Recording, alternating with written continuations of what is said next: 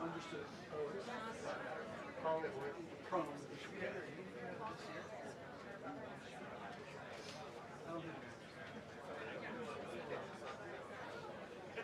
That was parts of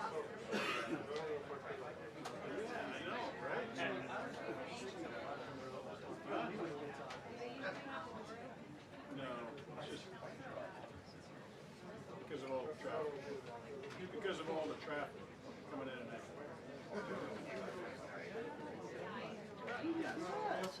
That's what I guess.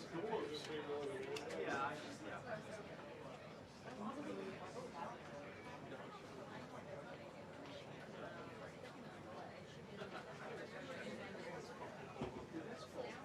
Oh, it's not cold. It's cold.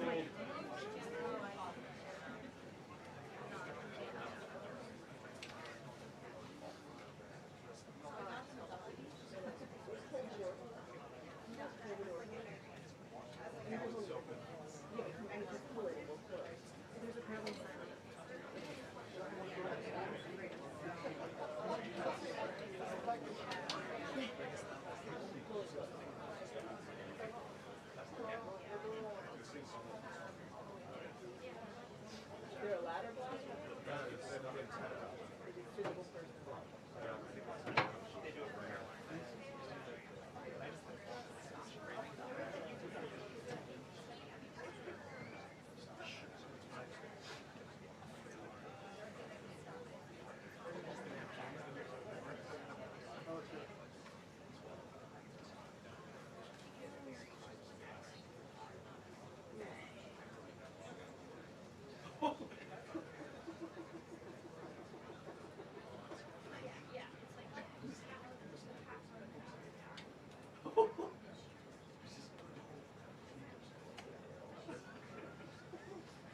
Pretty good poster.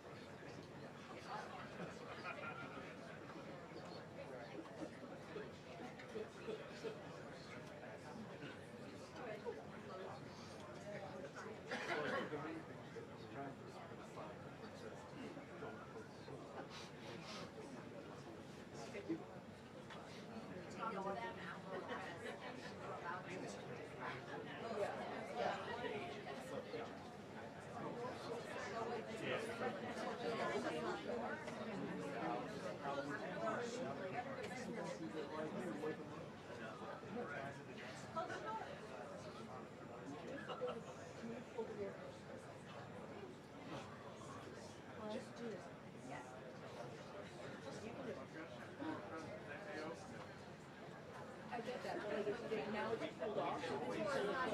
They can always over that.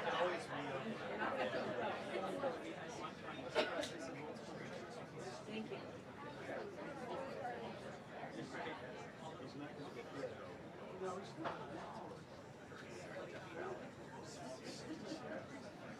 Thank you.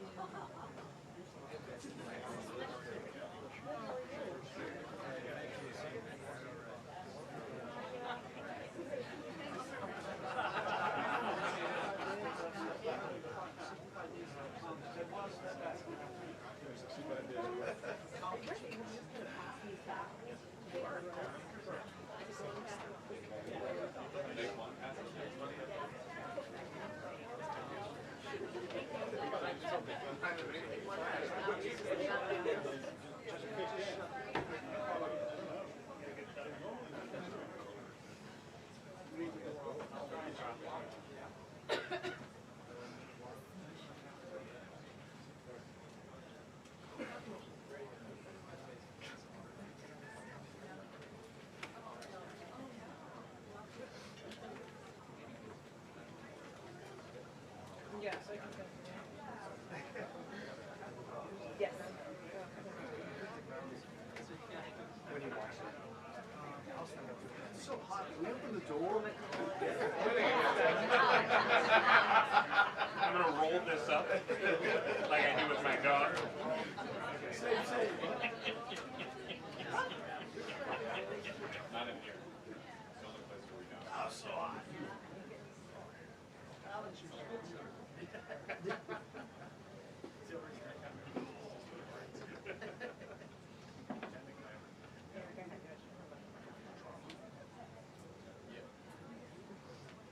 Yes, I hear you. Stand back.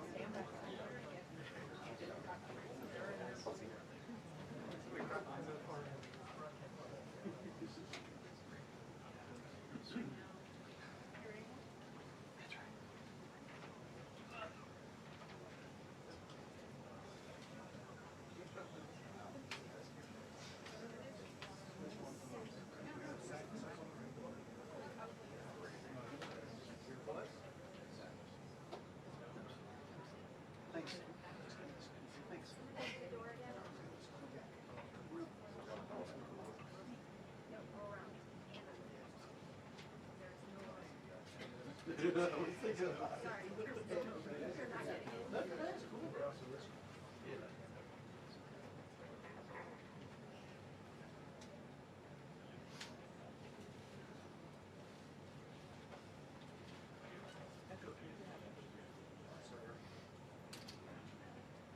That's hilarious.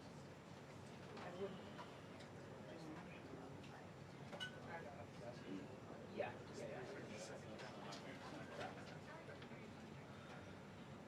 Boys, what am I getting there next back? Black. The great leaves. They're called black. What is it? Yes. Huh. Galangi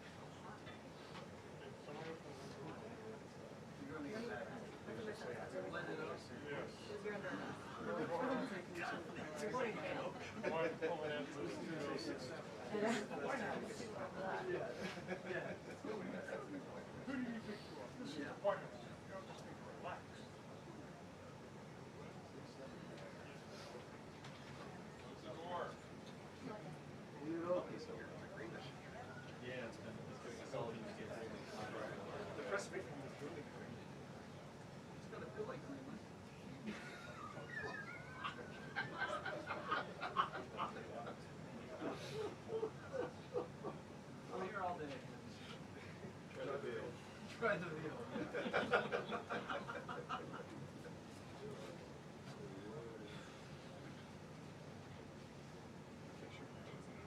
No, go ahead.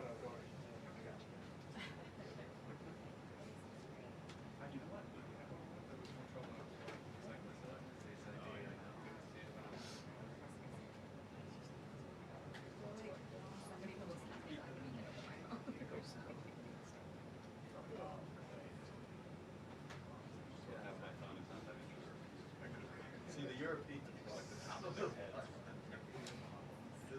can never wonder if I know, I don't understand.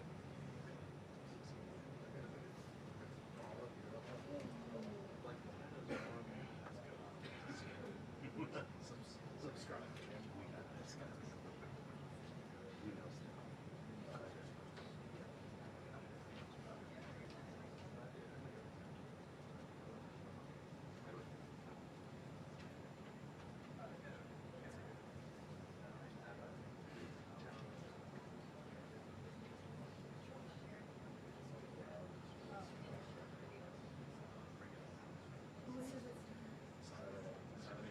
Saturday night. The European models. Sweet. I don't know how.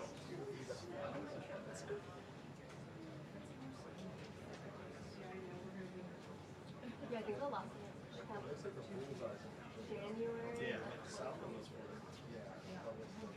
like that was the last one. Virginia. We didn't have any last year. Like unless it was like flurry. I know we didn't have like real snow. Maybe it was like one. Summer like that. I mean, yeah. Well, I guess it was also Sunday, so like. Yeah,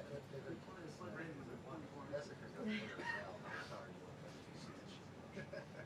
Never had that stuff. I didn't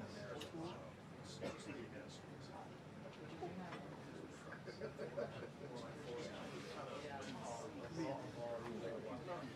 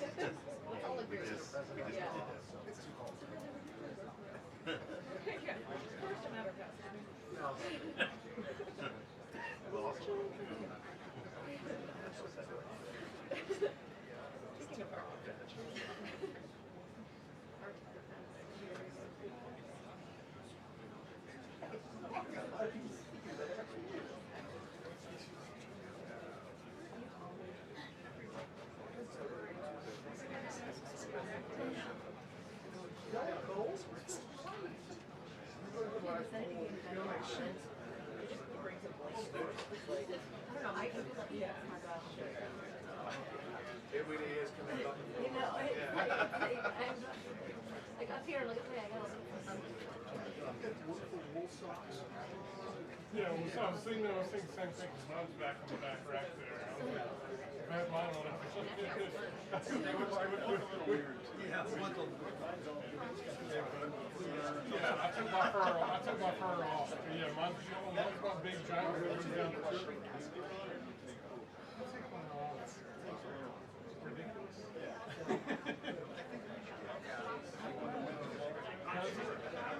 I don't know. I haven't worn one. Right. I mean, it's in my trunk. It's just Velcro's on it. 2 hours. But I haven't worn it with the fur. I just took my, that's just personal preference more than anything. No. Very. I thought they said per kill. Sure. I'm sure. I'm sure, yes. 100% polyester fur. 100% natural polyester.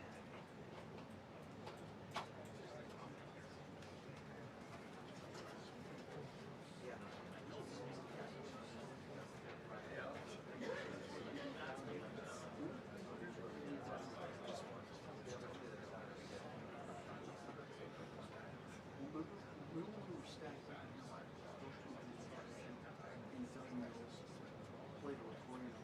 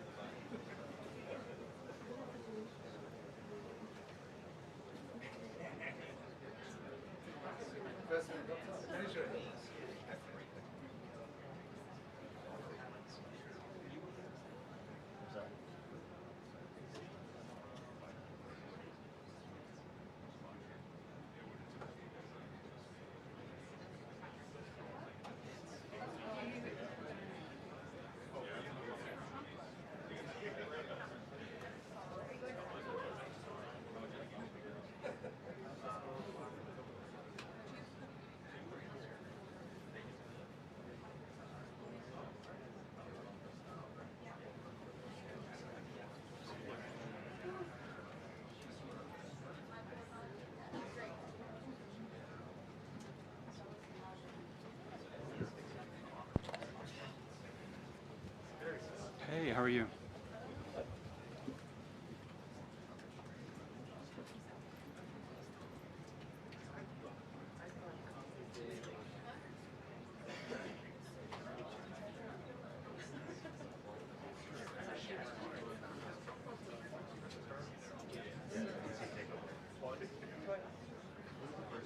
They took the playground. Yeah.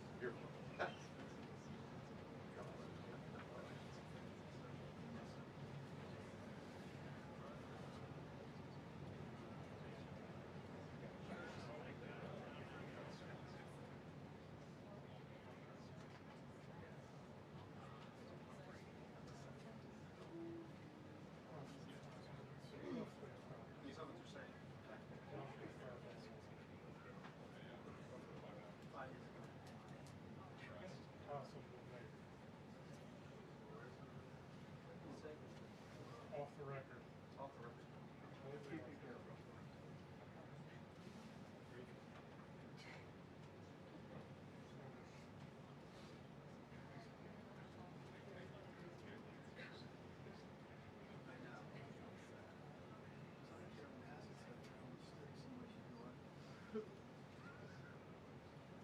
Oh, don't worry. Trusty cool cameras out there.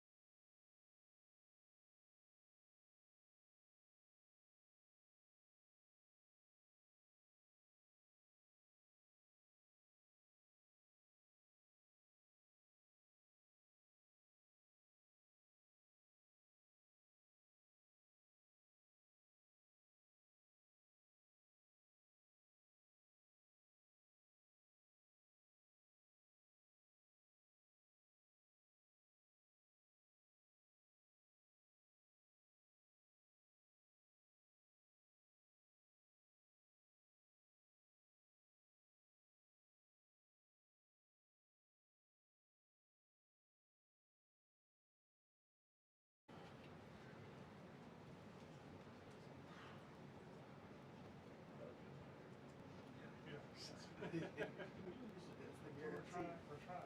Like, Doing everything. take them over the team. Doing everything we can. Okay. Yeah, time to go. This is the perfect time to go. Part of me is seeing the hard part. Part of this is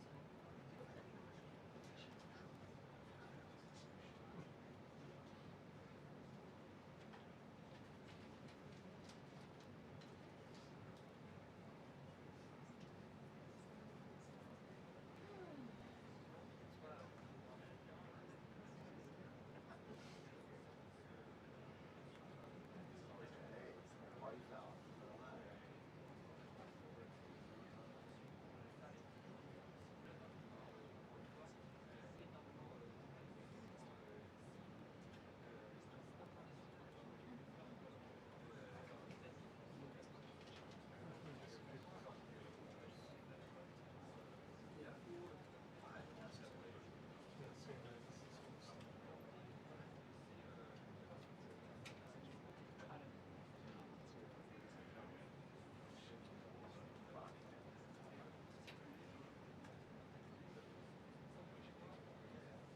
One, two, three, four, five.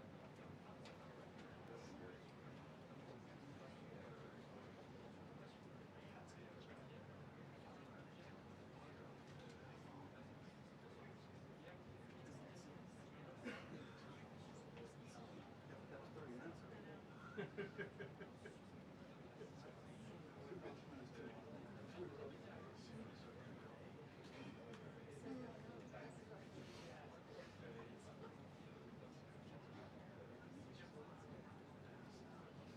Just go that way. Go that way.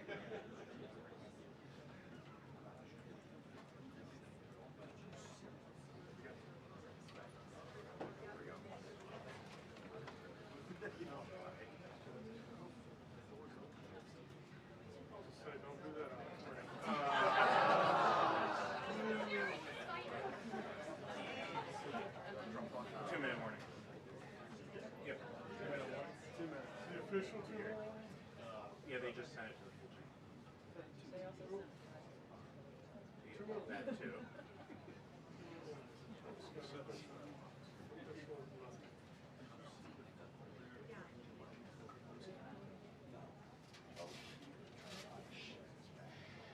you're supposed to.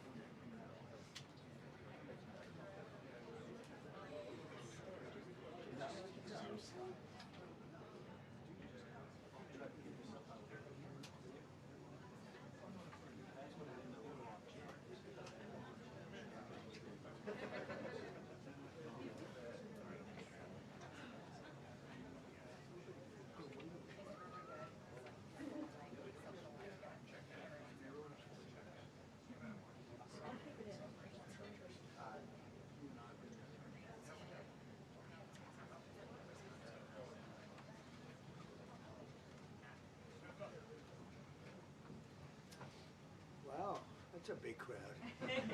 It's a lot of people. I think it's like a record.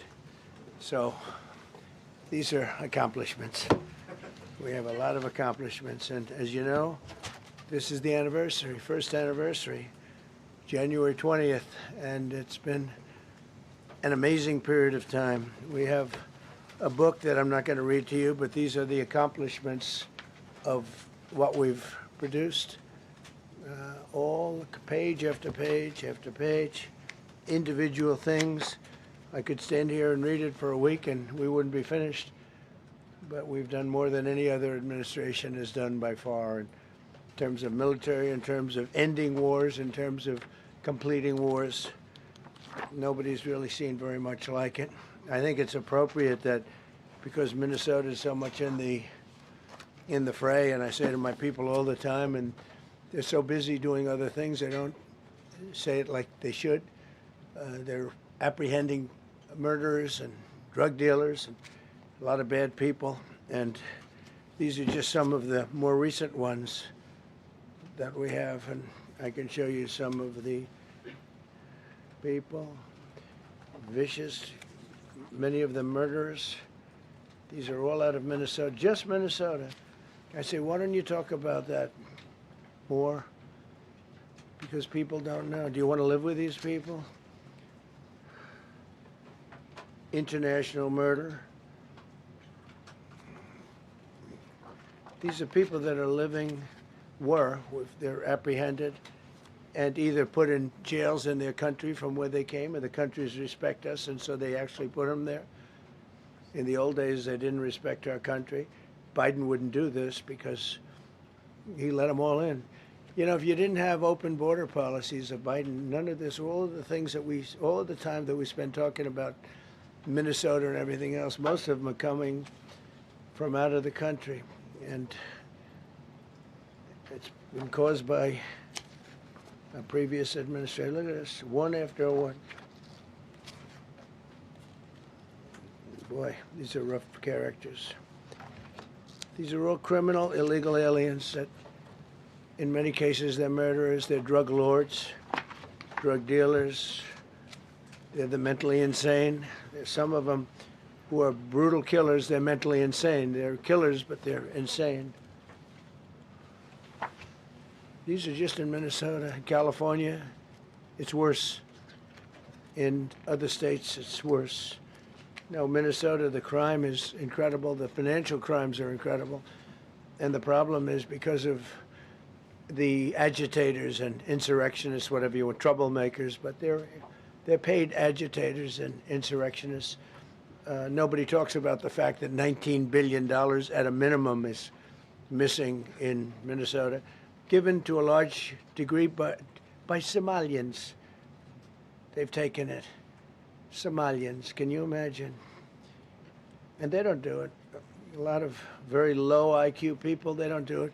Other people work it out, and they get them money, and they go out and buy Mercedes-Benzes, and they come from here, they have no money. They never had money. They never had a life. They never had a government. They never had a country, because there's basically no country. Somalia is not even a country. They don't have anything that resembles a country. And if it is a country, it's considered just about the worst in the world. They come here and they become rich and they don't have a job. I was told that Ilhan Omar is worth $30 million. She never had a job. She's a crooked congressman. So here is another one. And I have, oh, by the way, we just took out, these are all what ICE is doing. And it's a dangerous job. These are rough people. Weapons. This one here is very bad.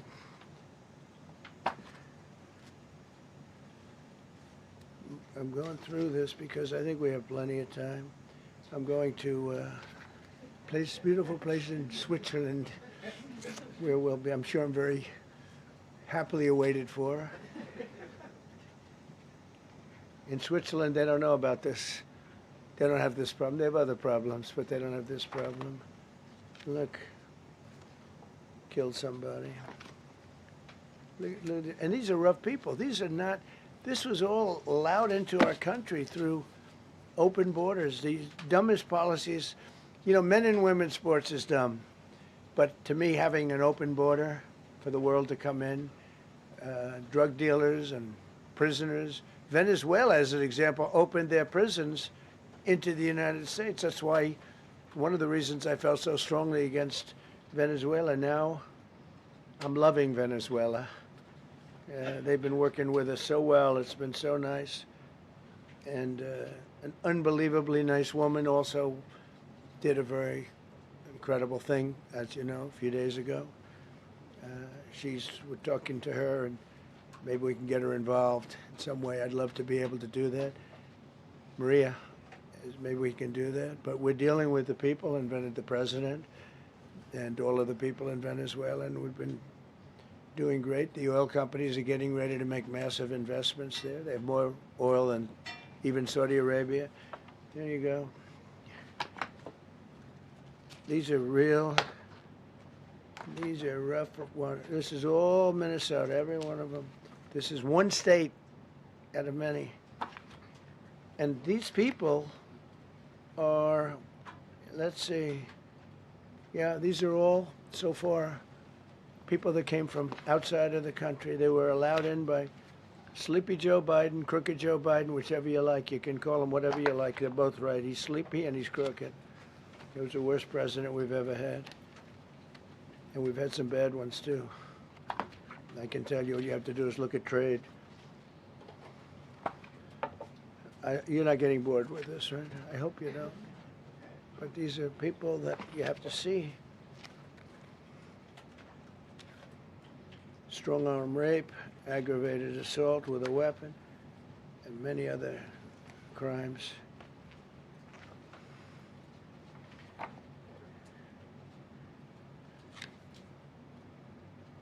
Gang member, known as one of the toughest people around. These are tough people.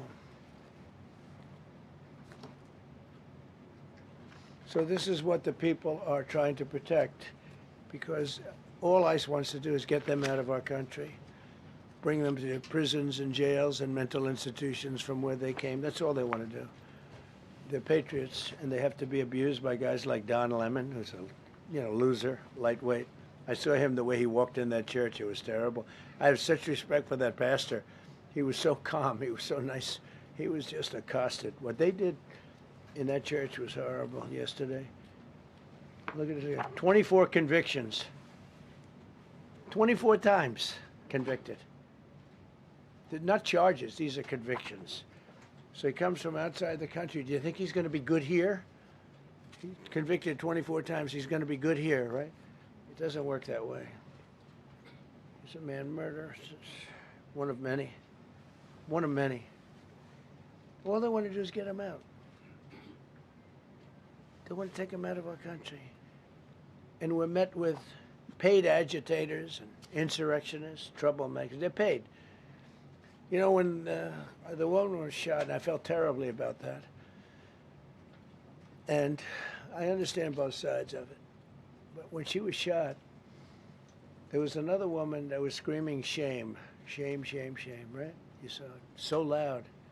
Like a professional opera singer. She was so loud and so professional. She wasn't a woman that was hurt, like, oh, my heart's injured. She was a professional. She's shame, shame. She's screaming, shame, shame. I said, that's not a normal person. That's a professional. These are professional agitators and professional people that want to see our country do badly. But that's not happening because we have the hottest country anywhere in the world, despite this stuff. Look at this. All top of the line criminals. They're not going to be good. They're not going to be well behaved here. I could do thousands. We had over 3,000 in the last fairly short while. Just in Minnesota. What's the number, Carol? 10,000. 10,000. 10,000 criminals arrested in Minnesota alone. 10,000 criminals. And these are serious criminals. Now, how can a place with 10,000 criminals, how can you have a state? And yet they're fighting us. Yeah, I like that guy. Keeps nodding to me. You agree with me, I guess. I like him. I don't know who he is, but I like him. He keeps nodding. He says, you're right. He's obviously a little on the right side, maybe. Look. These are rough ones. So we just took this off a stack. We have many stacks like this. Like, I could go 30 times what I'm showing you now.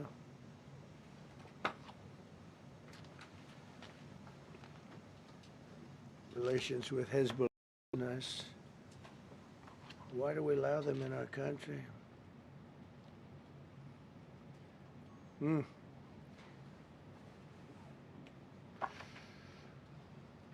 just looking at these charges. It's just pretty incredible. Many murderers, many, many murderers. People that murdered.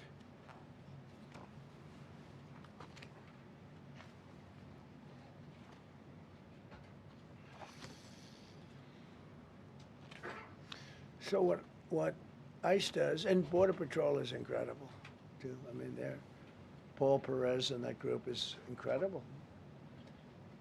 Mostly Hispanic, by the way. They're like 60% Hispanic. You know, they talk about Hispanic. They're mostly Hispanic, right? And they're unbelievable people. And then they say, oh, we discriminate against. I love Hispanic. They are unbelievable, entrepreneurial. They have everything. I did great. I did the highest. Nobody ever got numbers like I got from the standpoint of being a Republican.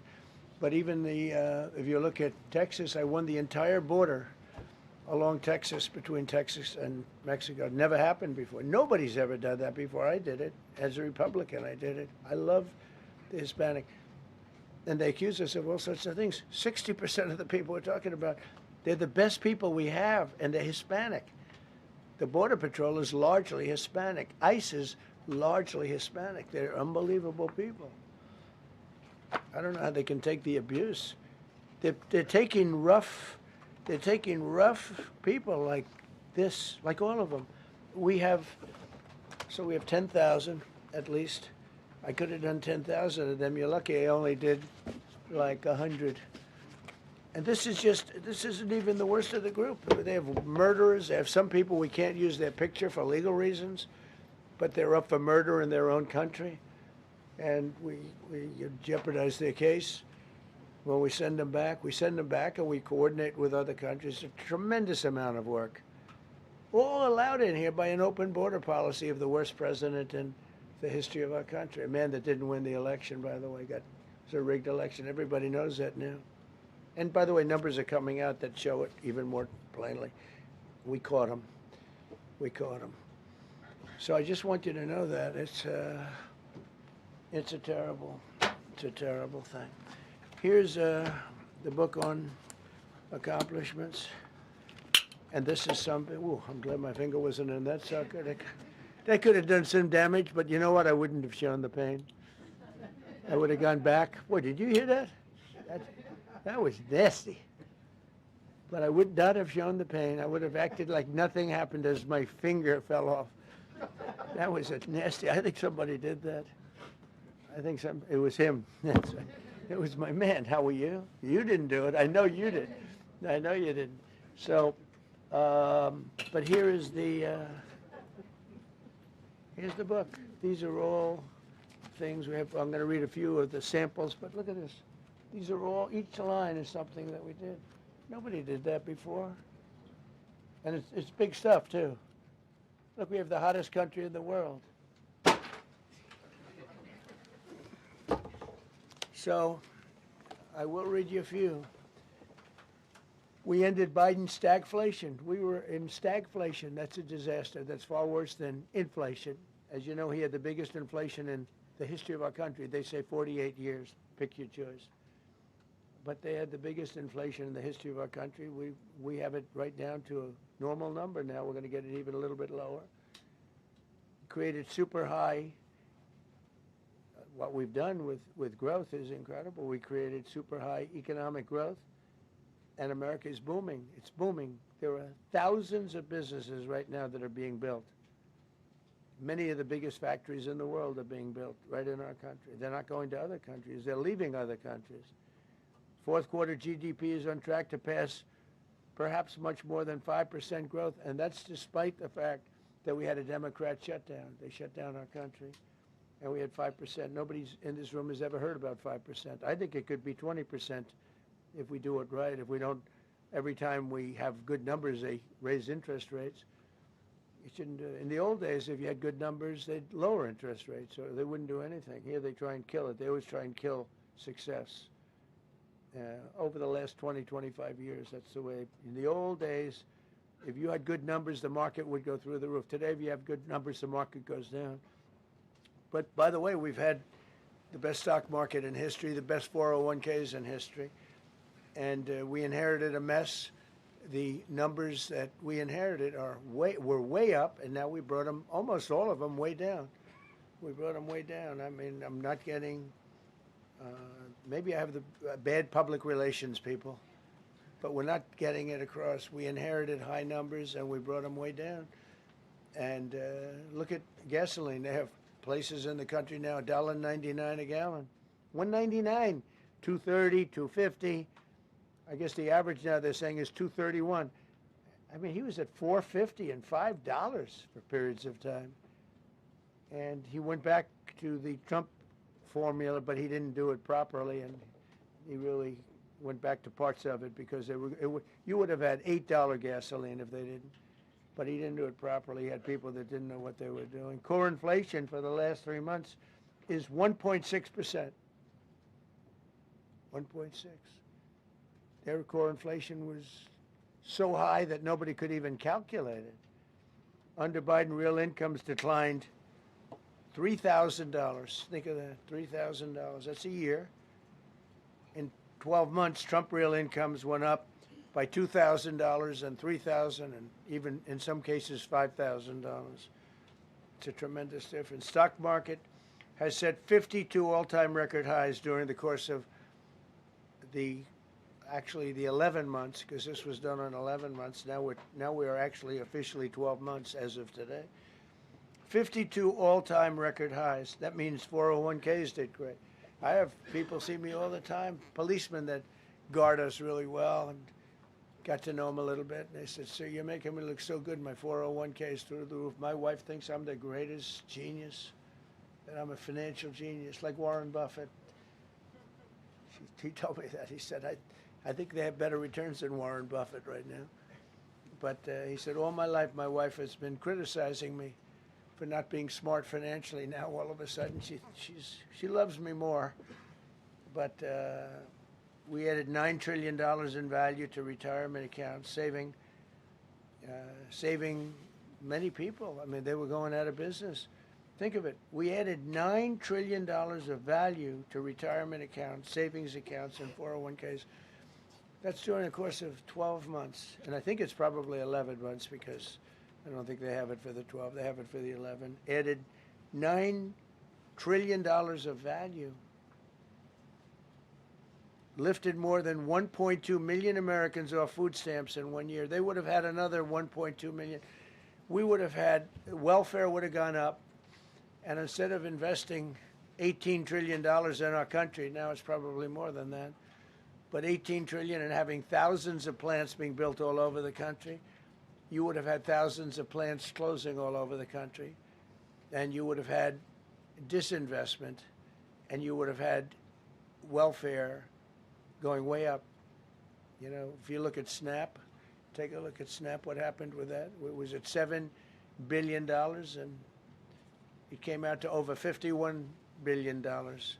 Nobody has ever seen anything like it. The past administration,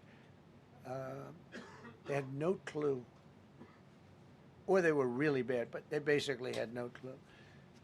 But they did have a concept. I mean, they're still trying to sell the idea of men playing in women's sports. You saw that in the Supreme Court.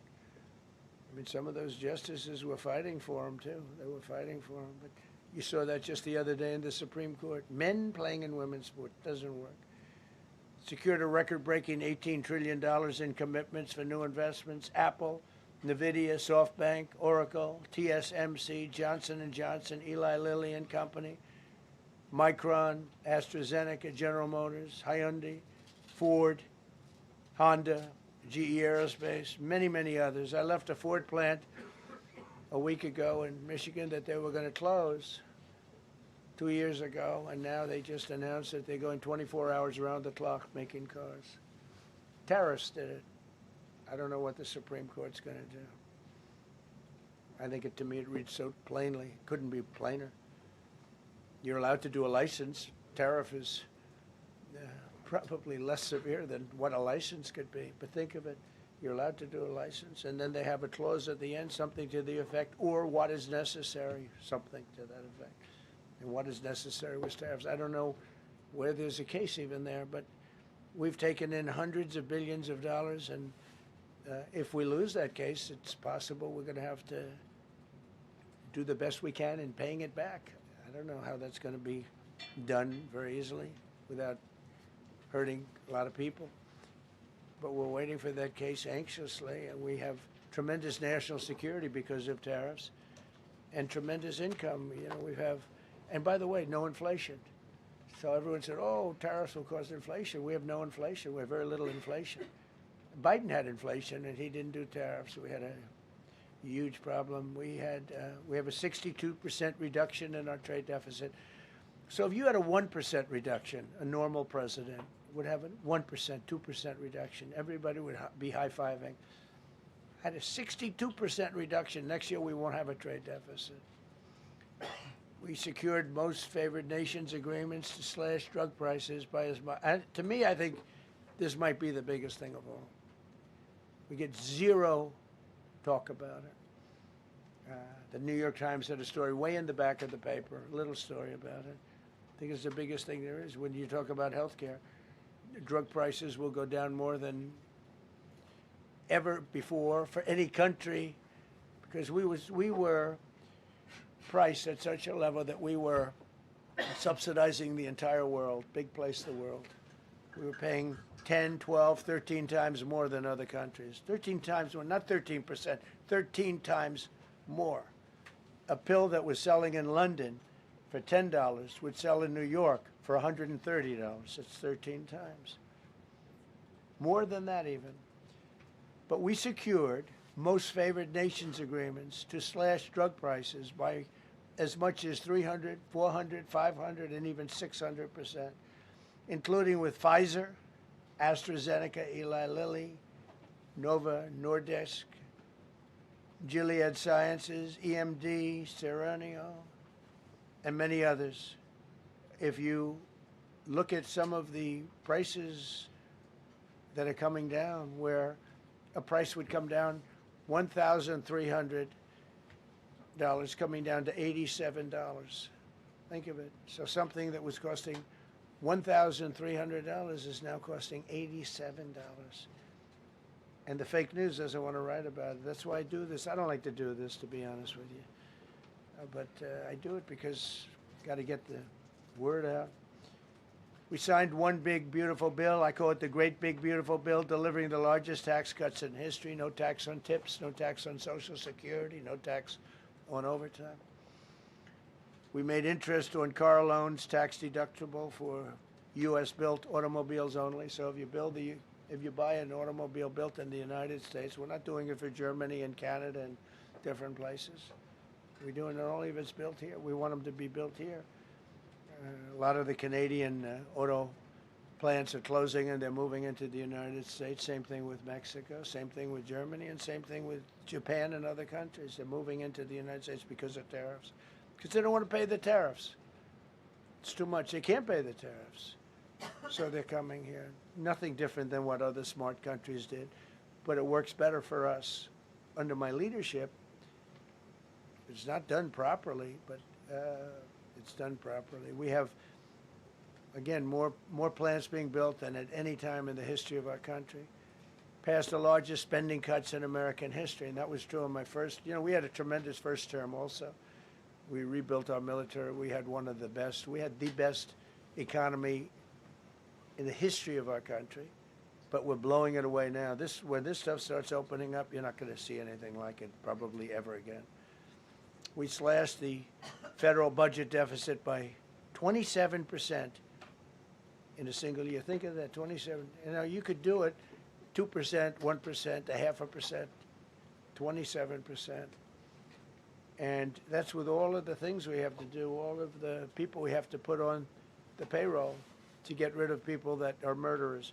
Again, when you see people in Minnesota that are murderers, these people are fighting to keep them there. And I say to Christie and to Tom Homan, the great people, they're working so hard. Look at the border. The border is now secure. First time, Biden said you couldn't do it. You need legislation. I had no legislation. I said close the border. Within 1 month, we had almost nobody coming in. Now for the last 8 months, nobody came into our country illegally. And I find that hard to believe because you'd think somebody, because it used to be millions of people just poured into our country. And the people that do that are Democrat sort of aligned. So, I mean, they're not doing me any favors. We had nobody come in. We have a very strong border. We have very few people coming up. They're not going to make the trek because they know they probably won't be coming in. So it's not as hard as you think. But I didn't have to go back. Remember they said, we need legislation to close the border. They had millions of people coming in a month. We have nobody coming in. And we're getting the murderers out. Murderers, people from prisons and jails. Many countries opened up their prisons and dropped them into the United States. Those are the people who are getting out. And we have a lot of heart. They said, you got to lighten up on this. We have a lot of heart for people. They came in illegally, but they're good people, and they're working now on farms, and they're working in luncheonettes and hotels and all. And we're looking to get the criminals out right now, the criminals. And I think it's very important. I mean, every once in a while you see a story, we take somebody. He should be out because they came in illegally. So in theory, they should be. But we're focused on the murderers, the drug dealers, the mentally insane. We have a lot of mentally insane killers. I mean, you can't even talk to them. It'd be nice if you could have a little reason, but you can't even reason. These are seriously ill people. You have a couple of countries where they were loaded up. Their mental institutions and insane asylums were loaded to the gills. They couldn't get. They're empty now. But they're filling up because we're bringing them all back. We know where they came from. And every country accepts them. You know, under Biden, they wouldn't take, they had so little respect that they'd bring them there and they wouldn't take them. They said, get the hell out of here. They would be bringing a plane in to land in a country, and they'd put 5 planes on the runway so you couldn't land the plane. So they'd come back with the people that they were bringing back. They don't do that with me. They do that with me, they have problems. They don't do it. They accept them back. They're not happy about it, but they accept it back. Cut a record number of regulations. I promised to eliminate 10 old regulations for every one new regulation. Instead, we cut 129 old regulations for each one added. Think of that. I wanted to do 10. My first 4 years I did, when we put on a new regulation, you had to cut 8. This year I said you have to cut 10. Instead, we cut 129. So every time, so far, can't remain like that, I don't imagine. I hope I can, because we have so much wasted regulation, stupid regulations. Regulations where they go by California, which is a disaster state, with a governor that truly is doing a bad job. He's killing that state. If he ever ran the country, this country would be Venezuela very quickly. Using tariffs slashed the U.S. trade deficit by an incredible 77%. The trade deficit is down, and that doesn't include the last month where we had our best month. We slashed the trade deficit by an incredible 77% in 1 year with no inflation, something that everyone said could not be done. So we had essentially no inflation. In fact, the last month we had almost no inflation. But we slashed the trade deficit by 77%. If you slashed it by 1%, that was good. Again, we did that with tariffs and intelligence. We did that with November 5th, great election. We secured historic trade deals to reduce barriers on U.S. exports with countries covering 40% of all U.S. trade. Think of that. American exports are up by more than $150 billion this year. People said, oh, we're not exporting. All we do is buy. If you keep buying, you're not going to have a country for very long. So we increased exports by more than $150 billion. Investment in American factories is up 41%. That's a record. Nobody goes 41% up. You go 2% up, 1% up. You go down by 3%. If Kamala got elected, the 41% up would be 41% down. We removed over 270,000 bureaucrats from the federal payroll. That's another thing. So we have, we announce our unemployment numbers, call it unemployment or employment. And they were very good, but we could make them great. But we've slashed tremendous numbers of people off the federal payroll. Because ultimately, if you're on the federal payroll, I mean, we have jobs where they had 10 people for every job. So we cut. Now, if you want to see some good numbers, I'll hire 1 million people. We cut millions of people off the federal payroll. I don't like doing that, but the good news, I don't feel badly because they're getting private sector jobs, and they're getting sometimes twice as much money, 3 times as much money. They're getting factory jobs. They're getting much better jobs and much higher pay. But all I have to do is say, like, what the Democrats do all the time. They hire 1 million people, and then they hire another million, They load it up and it says, oh, they only have a 3% unemployment rate. It's a fake rate. So with us, we're proud of the fact that we cut so many because, again, I don't want to cut people. But when you cut them and they go out and get a better job, I like to cut them. And sometimes they have to be forced to do that because, you know, it's like they want to stay where they are. They don't know. And then all of a sudden they end up, we have many cases, Caroline, where people were devastated. They hated Trump. I got caught from my very boring federal job where they had, again, sometimes 10 people to do one job. And they were very upset. And now they ended up with a job where they get paid 3 times more money. They're ending up buying houses. It's like crazy. So they went from not liking me to liking me a lot because it's hard to get. We need people. We need people. It's one of the reasons. I mean, I want to, when you have good people in the farm or good people in hotels and everything else, we want to work with them as much as we can. Under Biden, 1 out of 4 jobs added was a government job. Think of that. So 25% of the jobs added. That's when you know that, that's 25% of jobs aren't real jobs. But again, I could do that. I could add 2 million jobs right now, would have an unemployed. I could say just hire some more people. I do the opposite. I say get rid of everybody that's unnecessary because that's the way you make America great again. When you have, you know, all these jobs where people are sitting around doing nothing and they get a lot of money by the government, it's no good.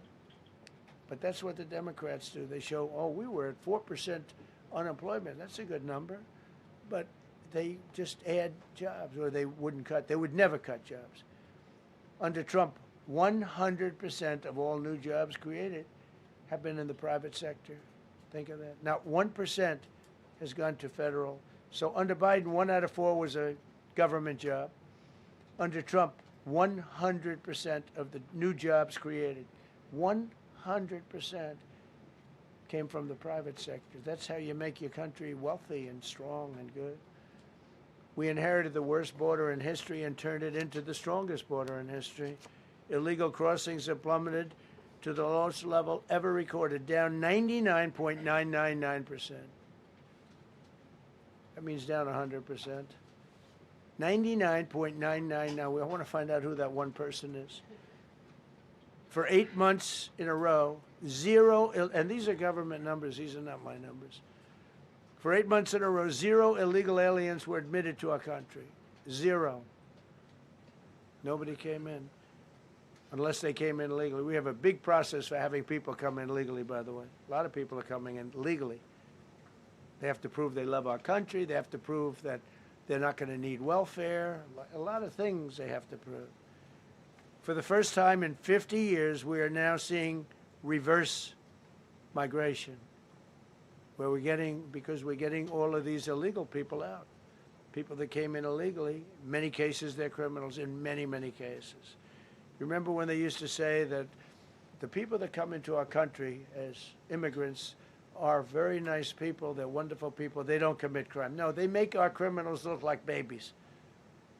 They make our Hell's Angels look like the sweetest people on earth. The Hell's Angels are now considered a nice, high-quality person. I like the Hell's Angels. They voted for me. They protected me, actually, believe it or not. But they make our criminals look like babies.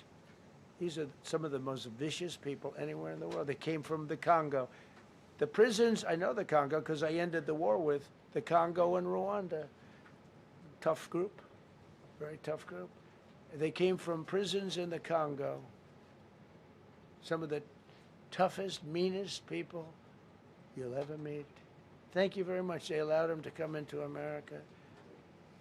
These are tough people. Before my election, 100% of net job creation was going to foreign migrants.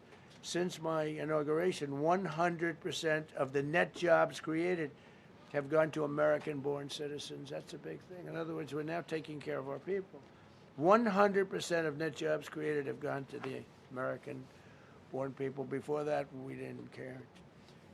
Designated Tren de Aragua, MS-13, and the Mexican drug cartels as foreign terrorist organizations, and we've hit them hard. You've seen what we've done on the water. We're starting to do that on land. The land is much easier, actually.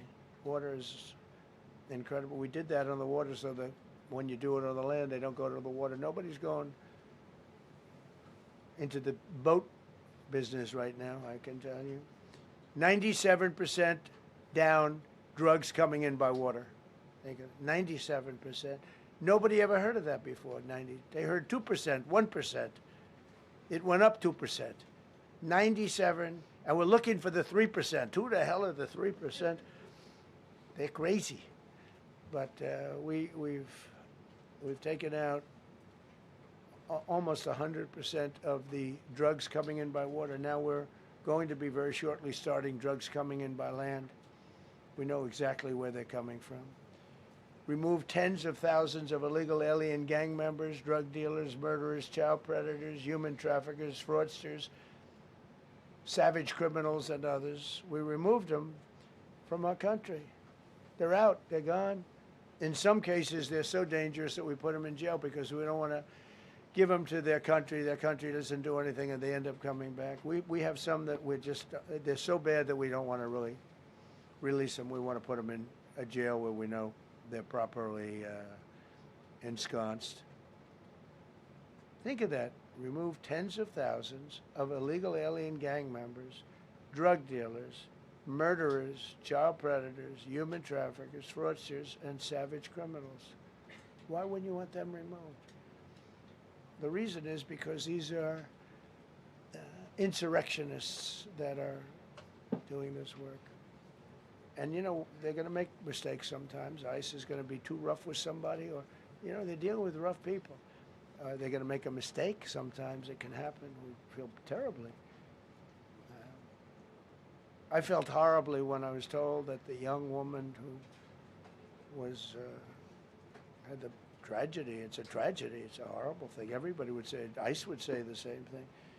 But when I learned her parents and her father in particular I hope he still is, but I don't know, was a tremendous Trump fan. He was all for Trump, loved Trump. And, you know, it's terrible. I was told that by a lot of people. They said, oh, he loves you. He was I hope he still feels that way. I don't know. It's a hard situation. But her father was a tremendous, and parents were tremendous Trump fans. It's so sad. It just happens. It's terrible. Halted all refugee admissions to the United States, including from Somalia, which is a terrible, terrible place, another dangerous place. And we also stopped the pirates because they get the same treatment as the drug boats. So when Somalia, the Somalians, you know what they're good at? That's about the only thing they're good at is they're good at pirating ships at sea, big ships. So you have a huge oil tanker with millions of gallons, millions of barrels of oil. And if it gets hit by a big weapon, the whole thing blows up. And they don't want to fight because if they do, they're told by their insurance companies, do not hand over the ship. And they're not allowed to have any guns on the ship. They're literally, you have these massive ships being taken over by a Somalian small boat with a big weapon. Because if they hit the side of the ship can blow up I mean, you talk about a blow up. Bad, we've seen some bad things happen. And the insurance companies, some of these ships cost more than $1 billion to build. And the insurance companies say, look, we'd rather give them money than take a chance on $1 billion insurance policy. But they don't have to worry about it because we hit them the same way we hit the people with the drugs in their boat. They don't know what the hell happened. But all of a sudden, there are no pirates at sea. Do you notice? We haven't had a boat taken in a little while.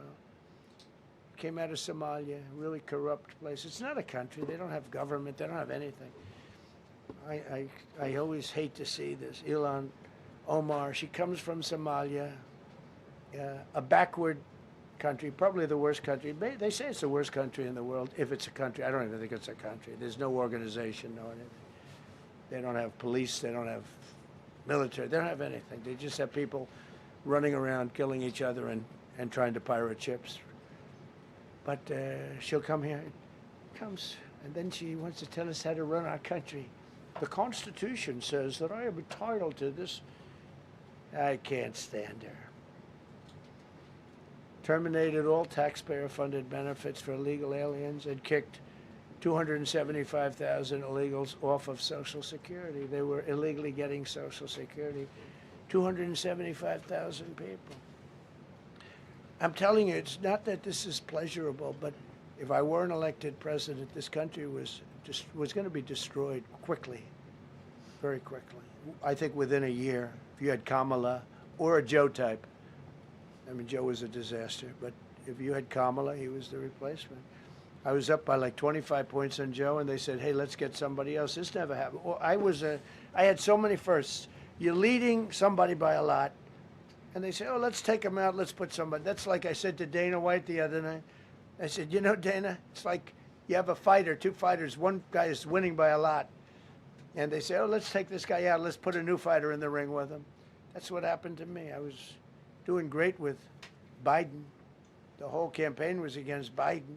All the money was spent against Biden, and all of a sudden I got Kamala. Everyone said, who the hell is she? But that didn't work out too well for them, but never happened before. We are about lots of firsts. Designated English as the official language of the United States of America. We did that very powerfully. And while we're at it, we also took the Gulf of Mexico, and now it's the Gulf of America. Because we have 92% of the shoreline. It always bothered me. I'd say, you know, we have most of the shoreline. Mexico has a small percentage, talks about 8%. We have 92%. And I said, why is it the Gulf of Mexico? It should be the Gulf of America. I was going to call it the Gulf of Trump, but I thought that I would be killed if I did that. I wanted to do it. I wanted to. My people work so hard. Sir, I don't think it'll look too good. I'm telling you, it's a good thing. And it'll be hotter than ever, I said. No, but I decided not to do that. I'm joking, you know, when I say that. I was not going to call it the Gulf of Trump. Because tomorrow it'll be, Trump wanted to call it the Gulf of Trump, but he was rebuffed by his people. My people don't rebuff me too much. The Gulf of Trump, that does have a good ring, though. Maybe we could do that. It's not too late. No, we have the Gulf of America now. It's great. Our country is proud for the attack on Venezuela, the attack on the Iran nuclear capability, wiped it out. I mean, first administration, Soleimani, the father of the roadside bomb, al-Baghdadi, the father of ISIS, who was rebuilding ISIS. We wiped them out. Done a great job.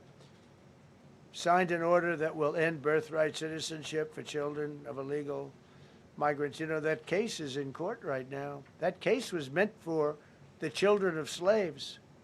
All you have to do is look at the years. Look at the years where the cases were filed and where the decisions were made. They were right at the end of the Civil War.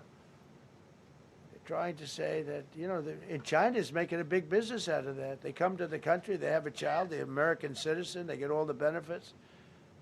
It had nothing to do with that. That was for the children of slaves. And I hope the Supreme Court so rules. Designated fentanyl as a weapon of mass destruction. It is. We lost, I believe, 300,000 people this year. 300,000 people. That's like filling up one of those big football stadiums 5 times. It's not even believable. I mean, you could be in a war and you wouldn't lose that many people. So we designated fentanyl a weapon of mass destruction. Conducted numerous successful military strikes against narco-terrorists operating in our hemisphere, including the water strikes. Drugs brought in by ocean. So I told you that we're down by, I mean, close to 100%. It's hard to get somebody to pilot those boats. Very hard. They have to be people that don't watch television, don't read the news. And we just blew up their facility. They had a docking facility where the drugs were stored. And now we have a great relationship with Venezuela. We're getting along fantastically with the leadership in Venezuela, so we wouldn't have to do that. This was done before the attack. But we captured and brought to justice the outlaw dictator of Venezuela, Nicolas Maduro, who, through drugs, killed millions of people in our country. Tremendous drug dealer. also sent millions of people into our country, including Tren de Aragua, the worst gang. They say it's the worst gang in the world. They took over parts of Colorado. They just take the apartment building. They just took it away. Just took it away like we're here. They cut the hand off one man because he called the police. Who called the police? I did. You took my apartment from me. Boom, no hand. This is what they sent us. Restoring law and order, new category. D.C. and Memphis, federal task forces deployed massive numbers of federal law enforcement officers and National Guard to restore safety. Crime down in D.C. is almost down to nothing. D.C. was a very, very dangerous place, and I think you probably know better than I do. I have a lot of people in the media thanked me for that, but some of them found it hard to thank me. But, you know, D.C. is now, look how beautiful. D.C. is now, you can walk right from here to a restaurant, right through the center of town. You can be with your child, with your loved one, with your lover. Your lover's not going to be killed anymore, so you can act like a real lover. But you can walk right through the middle of the town, and D.C. is beautiful again too. You notice we took all the fences down, almost all. The rest are coming down. We got the graffiti all off. National Guard's been amazing. You know, we didn't tell them to do that. That's not their job description. But they were picking up garbage and everything. They were great. And I don't know. To me, a town, it looks better when you have military people. These are big, strong guys. The bad guys look at them and they say, we're not going to mess around. But what they don't know is that we took over 2,000 people out, permanently out of D.C. These were career criminals. But I feel much better seeing those people there. I went in a couple of times and had dinner in D.C. I walked right down the middle of the street. I felt very safe. A year ago, I couldn't have done that. I would have been crazy to have done that. Secret Service wouldn't let me do it. They weren't thrilled anyway, I will tell you. It wasn't like they were thrilled, but we did it, and it was great. But D.C. is a great thing. We have virtually no crime in D.C. anymore. And before we did this move, and we could do the same thing with Chicago. You know, we brought Chicago down 25%, even though we just had a minimal crew there. We brought Wisconsin down. We brought Minnesota down, way down, even though everything's a fight, you know, because they want to keep those people that are lying on the floor. They want to keep those people in Minnesota, but they really don't. I don't think the real people of Minnesota, it's a very corrupt place, and the elections are totally corrupt. I feel I won it all 3 times. Nobody's won that state since Richard Nixon. It's a rigged state. And the Somalians vote as one group, even if they're not citizens, and they vote as one group, and, you know, you get 600,000 votes against you. They all ought to get the hell out of here. They're bad for our country. Nationwide achieved the largest reduction in violent crime on record. So this just came out. Nationwide, over the last 11 months, achieved the largest reduction in violent crime on record, including the largest one-year drop in murders ever recorded. Almost 2,000 lives were saved. That's despite the fact that we took in criminals under the leadership of the Democrats and Joe Biden. More motor vehicle theft is down by 100,000 vehicles nationwide. That's another. Nationwide, the motor vehicle theft was out of control, and now it's very much in control. It was down by more than 100,000 vehicles to a record low. Began the process of eliminating cashless bail policies across the nation. You got to get rid of your sanctuary cities, and I hope our people know that we're not going to pay sanctuary cities. We're not going to pay them anymore. They are sanctuary for criminals. They hold criminals. We're not going to pay. They can sue us, and maybe they'll win, but we're not giving money to sanctuary cities anymore as of the beginning of the month. We began the process of eliminating the cashless bail. Well, cashless bail is where it all started. It's a disaster. And then other places. I don't know if it started in New York. I remember it starting in New York. So if somebody comes in, murders somebody, and they let them out, no bail, no nothing. Basically, cashless bail means you just get the hell out. and they go outside. We have one case where a guy murders somebody, gets released, and goes out and murders somebody. 2 people in one day. No, we got to get rid of cashless bail. They got to pay, got to have bail. There's a reason for bail, long tested. Signed an executive order to bring back mental institutions and insane asylums. We're going to have to bring them back. Hate to build those suckers, but you got to get the people off the streets. You know, we used to have, when I was growing up, we had in my area in Queens, I grew up in Queens, we had a place called Creedmoor.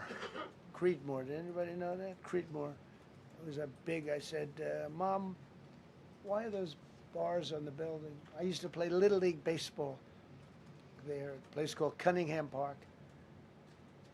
Who's quite the baseball player, you wouldn't believe. But I said to my mother, Mom, she would be there, always there for me. She said, son, you could be a professional baseball player. I said, thanks, Mom. I said, why are those bars on the windows? Big building, big, powerful building. It loomed over the park, actually. She said, well, people that are very sick are in that building. I said, boy, I used to always look at that building and I'd see this big building, big, tall building. It loomed over the park. It was sort of, now that I think, it was a pretty unfriendly sight. But I'll never forget, I don't know if it's still there, because they got rid of most of them, you know, the Democrats in New York, they took them down, and the people live on the streets now. That's why you have a lot of the people in California and other places, they live in the streets. They took the mental institutions down. They're expensive. But I'd say, why does that building have those bars? Boy, it wasn't normal. You know, you're used to looking at like a window. But this one, you look at it, all this steel, vicious steel, tiny windows, bars all over the place. Nobody was getting out. It's called a mental institution. That was an insane asylum. Designated Antifa as a domestic terrorist organization, and many others. It is. America is respected again on the world stage. That's another topic. Obliterated Iran's nuclear enrichment capability, and Operation Midnight Hammer was one of the most successful anyone's ever seen. CNN fake news. I don't know where they are. CNN. Anybody from CNN here? Fake news. Nobody wants to raise their hand anymore. They used to, oh, here. Now if you're with CNN, you don't raise your hand. But they said, well, maybe it wasn't that successful, which I really was angry because these pilots took their life in their hands. 2 o'clock in the morning with no moon, dead dark, guns shooting at them. They went in with those beautiful B-2s, and every single bomb went down an air shaft and obliterated it. And CNN came out and said, well, maybe it wasn't, by a scam writer who wrote, you know, fake stories, a lot of fake stories on other topics, right? Because when we did it, we said, that's a terrible thing.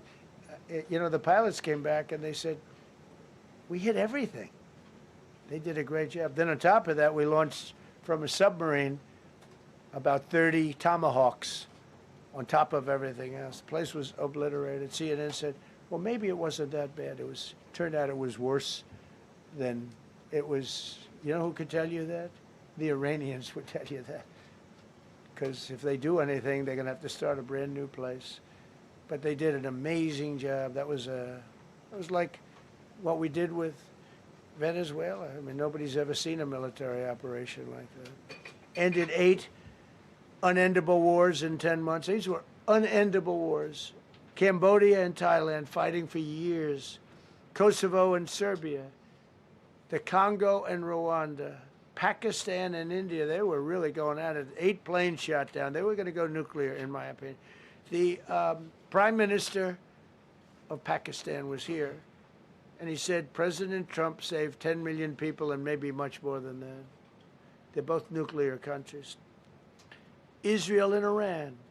Egypt and Ethiopia were going to fight over a dam, and I got them to stop. I still got to work it out, because they put a dam up in Ethiopia that stops the flow from a little river called the Nile.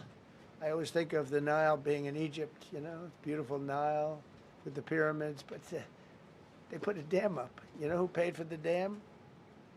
The United States of America. It's the biggest dam, I think, in the world. They put a dam up. I said, how did you let that happen? Why would we have done that. We financed it. This country would, I don't know. Maybe it was a Republican president, but I don't think it was. I think it was a Democrat. But what a terrible thing. So Egypt basically is, they don't have enough water in the Nile. And they use that for a lot of things, including entertainment and travel and tourism and everything. I mean, I don't know. They got a big dam. I got to work that one out now, too. Armenia and Azerbaijan, President Putin told me, I cannot believe you settled that war. I've been trying to settle that war for 10 years. Armenia and Azerbaijan, they were fighting it for many, many years. And I ended up getting the heads of the both countries in my office. The beautiful Oval Office, much more beautiful now than it ever was. And one sat on one side, one sat on the other. He said, I've been the head of Azerbaijan for 22 years, and for 22 years I've been killing his people. And the other gentleman, and both very good guys, said, I've been here for 7 years, and for 7 years I've been killing his people. And they started over there, and within an hour they were next to each other, and by the time we ended, they were hugging each other, and it's been a great peace, Should have gotten the Nobel Prize for each war, but I don't say that. I say millions and millions of people. And don't let anyone tell you that Norway doesn't control the shots, okay? It's in Norway. Norway controls the shots. They'll say, we have nothing to do with it. It's a joke. They've lost such prestige. That's why I have such respect for Maria doing what she did. She said, I don't deserve the Nobel Prize. He does. When she got it, they said, wow, that's amazing. I thought President Trump would get it. President Trump deserves it. He ended up 8 wars. How nice, right? Good woman. Got all 20 living hostages returned to their families, and the remains, they all came out. We got the 20 living hostages. We got the 28 hostages. They have 1 left that we think we know where it is. Amazing. Looked like we weren't going to get anywhere near that. Now they've gotten almost. And more importantly, we got many more, hundreds. We got them all. If we didn't do it, you wouldn't have had, most of those people would have been dead. I don't know if that's covered properly, but the 20 is great. They were the last ones. I always said the last 20 are going to be hard, but we got them. We got the last 20, and we got close to 28 of the bodies of the dead. And to those parents, that was just as important as getting their son back alive. They were almost even more intent on they knew their son was dead. They wanted to get the body. I got him back. We just created the Board of Peace, which I think is going to be amazing. I wish the United Nations could do more. I wish we didn't need a Board of Peace, but the United Nations, and with all the wars I settled, the United Nations never helped me on one war. I mean, I guess I'm not blaming them. I didn't call them to help, but I got, the presidents and prime ministers together. We knocked heads. We got along, and they liked me. I liked them. Every single one of them nominated me for a Nobel Prize. Every one of the wars, among many other people, nominated me for a Nobel Prize. But Putin told me, I cannot believe you got this war settled. I've worked on it for 10 years because it's his territory.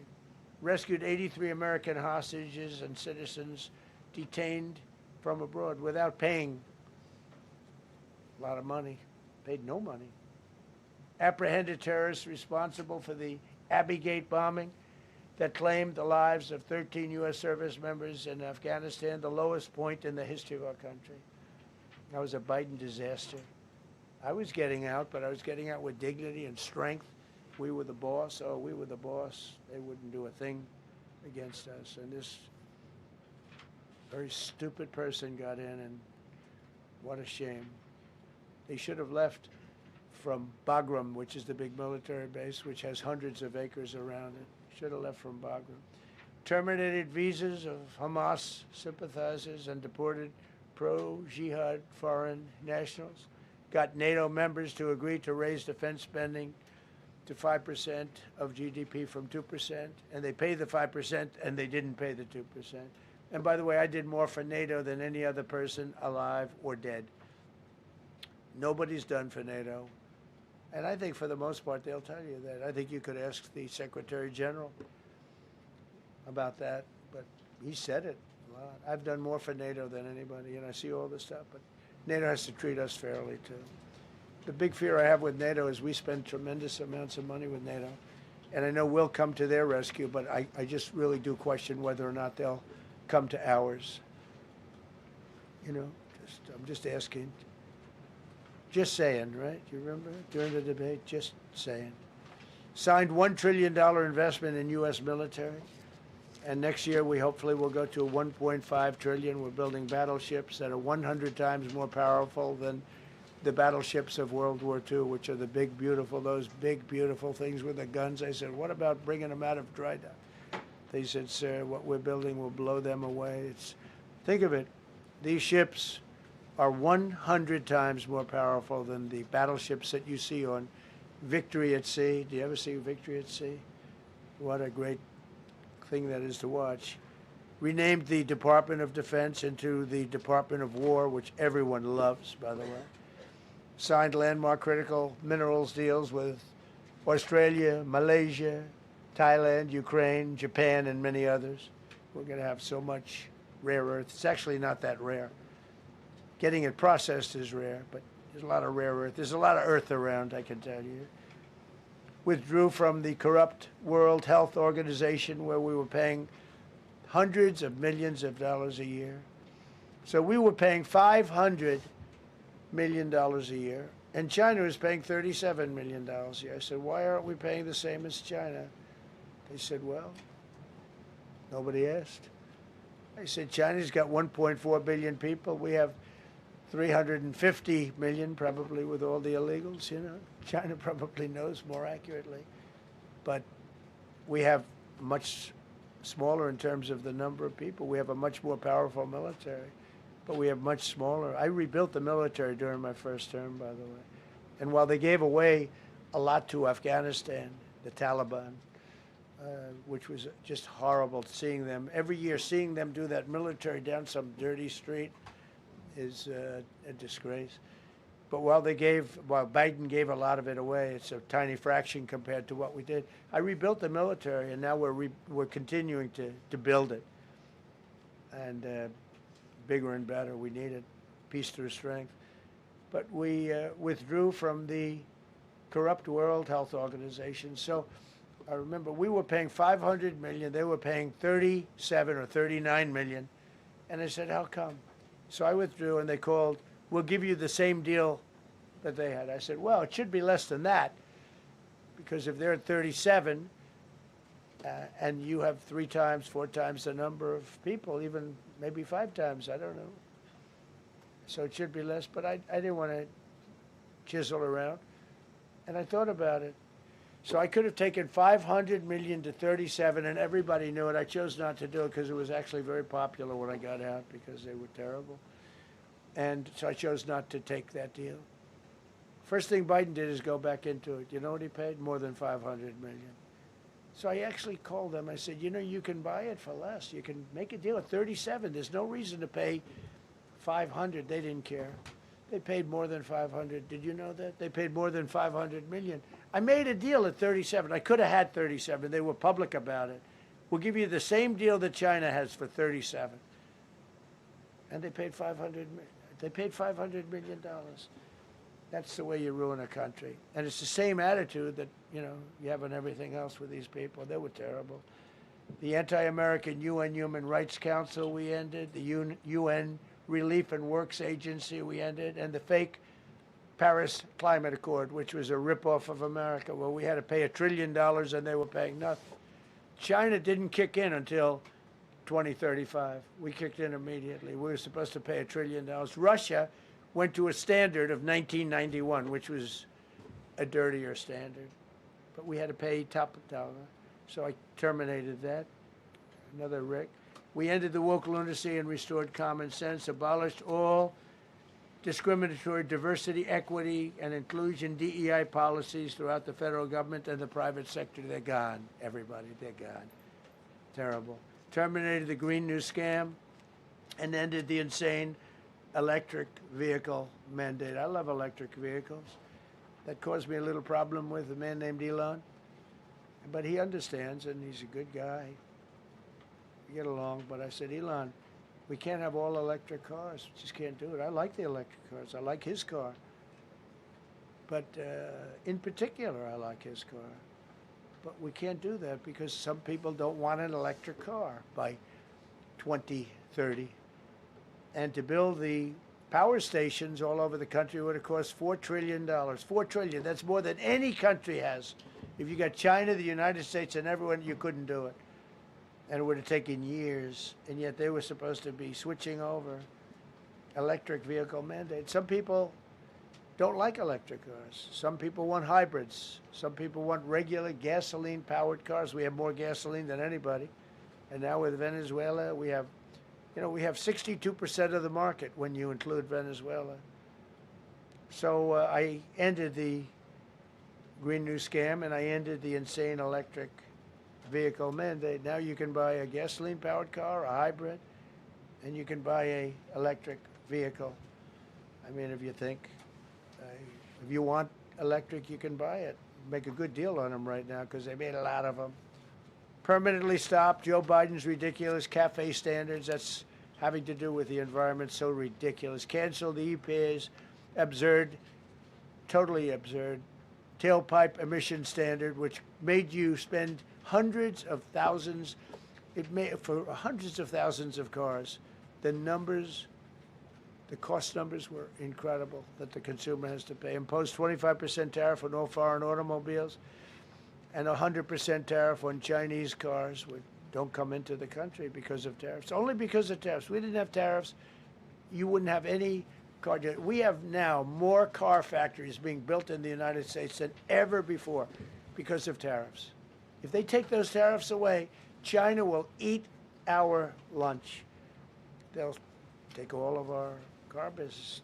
Now, there's another way of doing it, but it's more cumbersome, et cetera, et cetera. I don't want to scare you, but it's much more cumbersome, not as good for national security as this. We have a perfect system right now. We're making a fortune. We've never been stronger, and I hope the Supreme Court does the right thing for our country, because if they don't, it's such a problem. It's just so, it would be so sad. We're doing so well because of tariffs.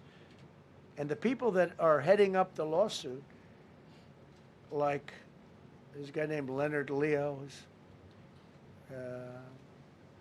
bad guy, and people that are very China-oriented and foreign car-oriented and foreign business-oriented, but in particular China, they're suing to get rid of tariffs because they don't want tariffs, like Coke.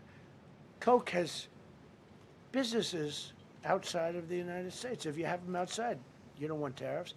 But because of tariffs, they treat us well. Without tariffs, they would treat us very badly. As you saw for many years, they respect us more now than they ever have respected us by a lot.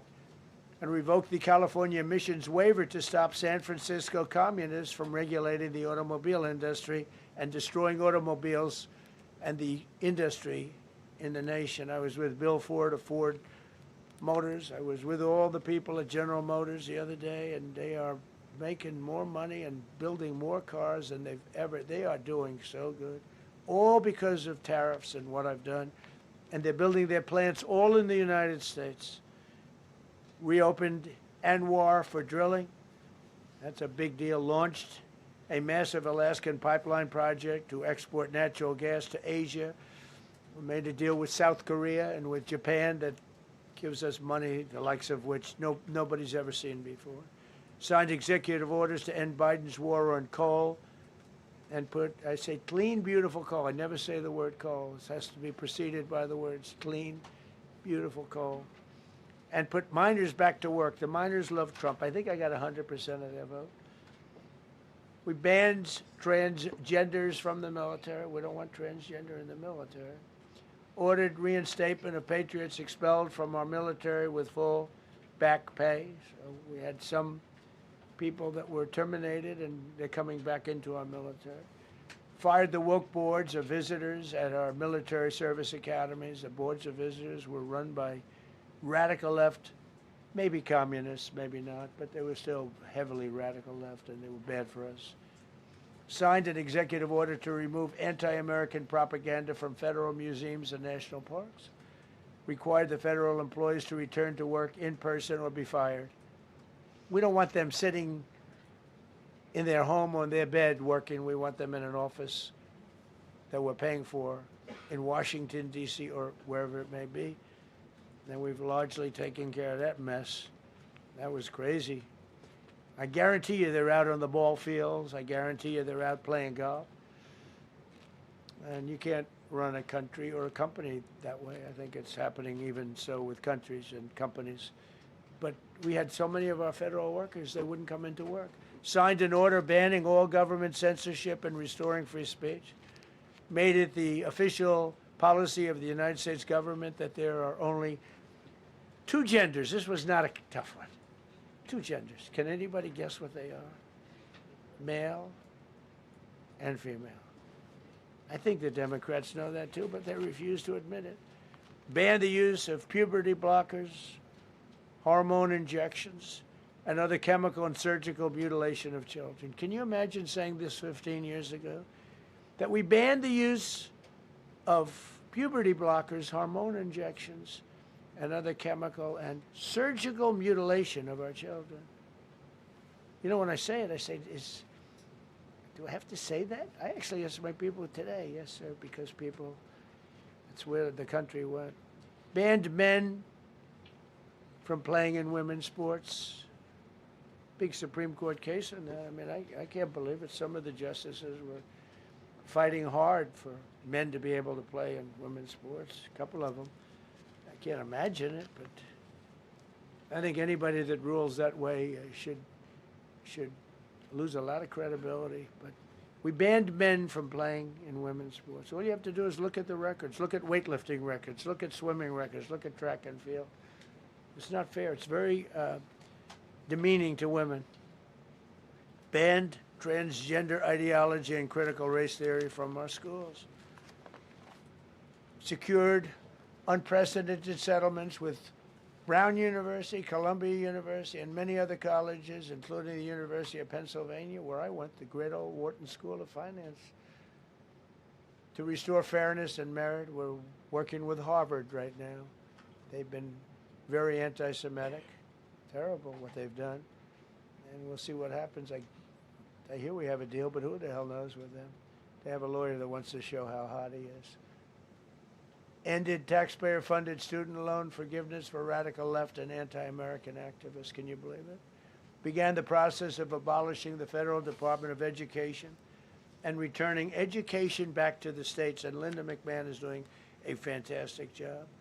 Ended Joe Biden's weaponization of our government and removed his hand-picked radical left Marxist prosecutors from the Department of Justice, like deranged Jack Smith.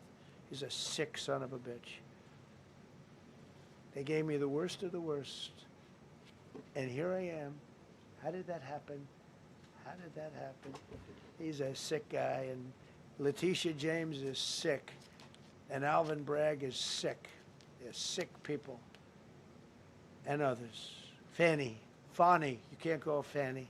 She doesn't like it. She wants to be called Fani. Fani Willis. I won. Can you imagine putting somebody through that? And then if I suggest that somebody may be guilty of a terrible crime, oh, he's weaponizing government. Trump is weaponizing government. It's terrible. Can you imagine? They say to me about weaponize, I don't weaponize anything. But what they did to me, nobody ever went through what I went through. And here I am in a place called the White House. It's a beautiful place. Who would have thought, right? Signed legislation to cut all taxpayer funding to woke and biased NPR and PBS. And they're sort of gone now, I guess. I heard they closed up. They were terrible. They were so unfair. They were so terrible. Officially reinstated Columbus Day. I like the name Columbus Day. The Italian people are very happy about it. Remember, when you go to the voting booths, I reinstated Columbus Day. That was an easy one. Christopher Columbus. Cut Social Security wait times by 50%, serve 65% more Social Security recipients by phone, and are on track to doubling the service and performance compared to the Biden administration. We're 2.5 to 3 times better and faster. Slash VA claims backlog to the lowest number ever recorded. Created Trump accounts starting with $1,000 for every newborn baby. This is something that's become so popular. And I give Mr. and Mrs. Michael Dell Computer, who put in $6.25 billion, started with nothing, and he actually invested all that money to give to kids so that when they grow up, they have an account that might be worth a lot of money. It'll be riding with the markets, and you know, they can, at 20 years old, 21 years old, they could have $100,000. They could have a lot of money. That's going to be amazing. But I give a lot of credit to Mr. and Mrs. Michael Dell. Signed AI executive order to ensure the United States dominates the future of artificial intelligence. So we're leading China. We're leading the whole world. We're producing more electricity than we ever have because I'm allowing every one of those plants to build their own electric facility. We're giving them very, very fast approvals, unlike Los Angeles with the fire. So the federal government, I want to give a lot of credit to Lee Zeldin. The hardest approval for the 20,000 houses or more that burned down in Los Angeles because they didn't have the water. They didn't allow the water to come down from the Pacific Northwest. They routed the water into the Pacific Ocean. So we had no water there. No, he had. I would say open up the water. Open it up to the governor, to the mayor. They didn't want to do it. They wanted to protect a tiny little fish that's, you know, I said, how can you have a fish when you don't have any water? It was just an excuse, I guess, but it's amazing. We took 20,000 houses, and Lee Zeldin, the toughest permit is from the federal government. Within 2 weeks, every single permit was given to the people to build their houses. Then you have the incompetent mayor of Los Angeles. He's neutral, who decided to go to Africa during the fire. So you have this incompetent mayor, and I had it out with her the night when I got, right after the fire, I went there. She said, we're working on it so that we can have everybody starting to build within 2 or 3 years. Remember that? I said, you mean 2 or 3 days? No, I mean 2 or 3 years. And the place went crazy. Well, they still haven't gotten their permits. But every federal permit, every single one has been given a year ago. And Lee Zeldin has done a great job. And he's done a great job in the approval of all these big plants and factories and all of the electricity that they're creating for themselves. I said to Zuckerberg, I said to all of them, I said to Jeff Bezos, I said to everybody. Mark Zuckerberg couldn't believe it. He said, you know, where are we going to get all the electricity? Because you need double the electricity that the country currently makes just to fire up those big plants. I said, well, nobody can do that. So what we're going to do is let you make your own electricity. Nobody believed it. And I said, we're going to get you fast permits. So we get them within 2 weeks. And they're coming up with some of the most incredible electric plants you've ever seen. So each one of those massive buildings, AI or otherwise, is building their own electricity. They're building their own plant. And it's incredible. Many of them are under construction already. They're going to have, we're leading AI, and we're leading China by a lot. Established a MAHA presidential commission, banned many artificial food dyes, as you know, issued new vaccine recommendations, and created new real food pyramid. And Bobby and Dr. Oz have been incredible. Provided $12 billion in aid for American farmers. Just gave them $12 billion in aid because they got screwed by other nations. And the number of drug dealers have fallen every single month since I took office. Drug dealers are way down in the United States. And that's a small version of what's sitting right there. That's just a small version.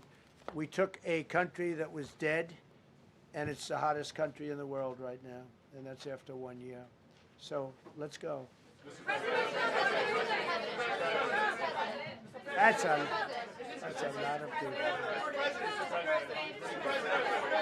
Go ahead, please.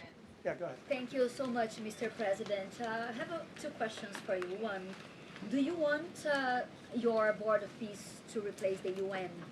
Well, it might. I mean, the UN just hasn't been very helpful. I'm a big fan of the UN potential, but it has never lived up to its potential. The UN should have settled every one of the wars that I settled. I never went to them. I never even thought to go to them. They should be able to settle those wars. They don't. I believe you got to let the UN continue because the potential is so great. And I wonder, Mr. President, you invited Lula from Brazil to be part of the Board of Peace. I did. What role do you I did. expect him to play, especially A big role. I with like him. Venezuela? Yeah, And I like another one, because the Are you from Brazil? Yes. The EU and Mercosur just signed a trade agreement this weekend, which is going to be the biggest trade zone, free zone in the world. Right. At the moment, you are talking a lot about tariffs. What is your reaction to that? So, two questions, Lula. Well, and then- look, I just think this. I think we have trade like we've never had before. We're doing better in trade than we ever have before. We're not being ripped off by every country in the world like we were before. We're doing numbers that nobody's ever thought possible. We're the richest we ever were. It's because of tariffs and the proper use of tariffs. And we're also the most secure. As an example, Iceland, without tariffs, they wouldn't even be talking to us about it. So we'll see what happens. I think it's going to work out quite well.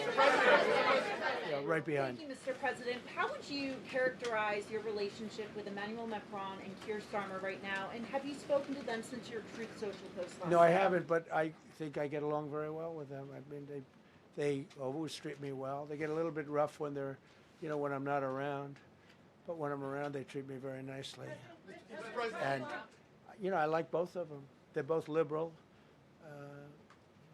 They've got to straighten out their countries. You can't, London is having a lot of problems. And if you look at Paris, got a lot of problems. They have two problems, immigration and energy. They got to stop with the windmills, and they got to go back like UK has an unbelievable asset called the North Sea. Norway uses it, makes a fortune. They have a better section of it, and they don't do it. They could straighten out their countries, and it would be good. But I get along very well with them. There you go. You told Norway's prime minister. Are you from Norway? No.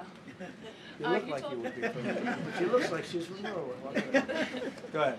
You told Norway's prime minister that you not winning the Nobel Peace Prize made you feel less obligated to think purely of peace. Well, I Why would lost a not- lot of respect for Norway. And But why I would not believe, winning and that I believe prize very affect- strongly that Norway controls the Nobel Prize. But you have to understand, I settled 8 wars. I've had every one of those wars, every participant wrote, I didn't ask them to do it. They sent in strong they make recommendations for that. But I settled 8 wars. No president's probably ever settled 1 war. I don't know, think of it. I did 8. The reason I do it is because it's easy for me to do. And I didn't do it for a Nobel Prize. I did it because I'm saving a lot of lives. I'm trying to settle the final one. I'm trying to do Russia-Ukraine. And when Russia's ready, Ukraine's not. When Ukraine's ready, Russia's not. But they're losing 25,000 people a month on average. And I'm trying to get that one done. But no, I feel that Norway has tremendous control over who gets the Nobel Prize, despite what they say. How far are you willing to go to acquire Greenland? You'll find out. Mr. President, Kevin Hassett has said that those $2,000 tariff rebate checks would be up to Congress to decide whether or not to disperse that. Do you agree with Kevin Hassett on that, or do you think you can do that unilaterally? No, I don't think we would have to go the Congress route, but we'll find out. The reason we're even talking about it is that we have so much money coming in from tariffs that we'll be able to issue at least a $2,000 dividend and also pay down debt for the country. But we'd do a $2,000 dividend to the people of our country. Would probably set a limit of, income limit where it made sense. But we will be able to make a very substantial dividend to the people of our country. I believe we can do that without Congress. Last night on Truth Social, you said that the British plan to hand the base of Diego Garcia over to Mauritius and then rent it back was an act of great stupidity. Previously, you backed that deal. Is it now your position that the deal should not go ahead? I think that they, when they originally were going to do it, they were talking about doing some concept of ownership. But now they're looking to essentially just do a lease and sell it. And I'm against that. It's a reasonably nothing like Greenland, but it's a reasonably important area of the globe. Not to anywhere near Greenland, but I think they should keep it. I don't know why they're doing it. Do they need money? Mr. President, with your support to the Syrian government, most probably you avoided another civil war and a bloodshed in Syria, especially after the fall of the regime. I did a good job. I did a good job. And, the Syrian government, the last 2 weeks, had to use some force to implement its force on specific areas. And Well, with to keep the prisoners, the terrorist prisoners, which are some of the worst in the world, at bay. So they were able to keep that. He's working very hard. The president of Syria is working very, very hard. Strong guy, tough guy, pretty rough resume. But you're not going to put a choir boy in there and, get the job done. I spoke with him yesterday because we were talking about the prisons and, what was going on. We have some of the worst terrorists in the world in those prisons, and he's watching them. Syria. Mr. Go ahead. President, Gavin Newsom is going to be at Davos if he's not already there. You're probably going to run into him. I presume that this is for him to raise his platform for 2028, but what do you anticipate his foreign policy platform is going to be? I don't know. I mean, I don't know that he's going to be the nominee. I know this. I had a very good relationship with Gavin Newsom when we were, in office together. I was president. He was the governor of California. We had he would talk about it often, and somewhere we just went astray. I just hate the way California is being run. We actually have people leaving. It's never happened before, but I hate the way it's being run. He and I had a very good relationship, really close to the word exceptional, but now we seem not to. Thank you, President Trump. President Trump, you spoke earlier. Mr. President, you've been hearing from allies. No, Thank you. no, Thank you so much, President Trump. Kara Castronova from Lindell TV, and you spoke earlier about the 2020 election. Now that Maduro is in U.S. custody and he was criminally charged, has any more information emerged that you could share with us regarding Venezuelan election software and Venezuelan ties to tampering with the 2020 election? And would you consider speaking to Maduro personally in prison in New York to get some answers on Venezuela's involvement with the 2020 election? No, I don't think I would be doing that. I think my lawyers would be very unhappy if I did that. Yeah, they've learned some things. Please. What happens to the tariff threat to Greenland if the Supreme Court comes out and rules against you on the tariffs? And Well, I'll have to use something else. I mean, are look, you willing to use force? take a look at the word license. Take a look at other things. I mean, we have other alternatives. But what we're doing now is the best, the strongest, the fastest, the easiest, the least complicated. Sir, if you move ahead with the Greenland-related tariffs on Europe, you secured almost $1 trillion of commitments from them to invest in the United States. Does that go kaput out the window if that happens? I doubt it. Look, they need that agreement very badly with us. They really do. They fought very hard to get it. So I doubt that, but we'll see what happens. We have a lot of meetings scheduled on Greenland. I'm leaving tonight, as you know, for Davos, and we have a lot of meetings scheduled on Greenland. And I think things are going to work out pretty well, actually. Thank you, Mr. President. Could you still go to Paris for the G7 emergency meeting as offered by President Macron? No, I wouldn't do that. No. Because, Emmanuel's not going to be there very long. And, there's no longevity there. He's a friend of mine. He's a nice guy. I like Macron. But he's not going to be there very much longer, as you know. And I think, I have meetings with the people that are directly involved, not some of the people you're talking about. Thank you so much. Thank you so much, Mr. President. Happy I've New Year. never seen this room like this. Is this a celebration of the first year? Yes. Have you ever seen it? I've never seen this many. I hope we have a very good structural floor. This used to be a swimming pool. You're sitting over a swimming pool. I could see that happen. But we need a good structure here, don't we, huh? Yeah. Thank you so much, Mr. President. Happy 1 year anniversary. Thank you. And my question is on Syria. The Kurds, as the most loyal U.S. partners, facing attacks by some Syrian elements within the Syrian government. will you do to ensure the Kurdish rights protected and their effective forces against terrorism in Rojava, Syria continue, as the Kurdish see you as a president does not abandon his allies? Well, I like the Kurds, but just so you understand, the Kurds were paid tremendous amounts of money, were given oil and other things, so they were doing it for themselves, more so than they were doing it for us. But we got along with the Kurds, and we are trying to protect the Kurds. That's correct. Ahead of your speech in Davos, can you give us a preview of what we can expect as far as laying out the plans for Americans to be able to buy homes? I think more than anything else, what I'm going to be speaking about is the tremendous success that we've had in 1 year. I didn't think we could do it this fast. Think of it, it's just now 12 months, and I say it often, we have the most successful country in the world. We have the hottest country anywhere in the world by far. And this country would have been absolutely stone cold dead. And I'm going to be talking about it. I'm going to be, because, a lot of them could use some of the advice as to what we did. They need energy. You take a look at their energy policy, they're going to destroy themselves with what they're doing with the windmills and all the nonsense. They need energy help badly, or they're going to be in big trouble, and they need immigration help badly. How much longer do you want to go? Call with. I do. I have a very important call with President Erdogan, who I like a lot. All right, one or two more questions. Go ahead. Thank you, Mr. President. During Go your ahead, second, please. Go ahead. One Thank you, question Mr. about the President. critical we had one. Yes. Thank you, Mr. President. The red blouse. Go ahead.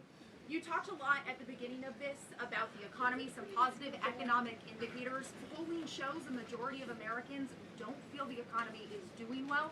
Are you worried you're making the same mistake as President Biden by No, telling the I hope I don't make the same mistake as him.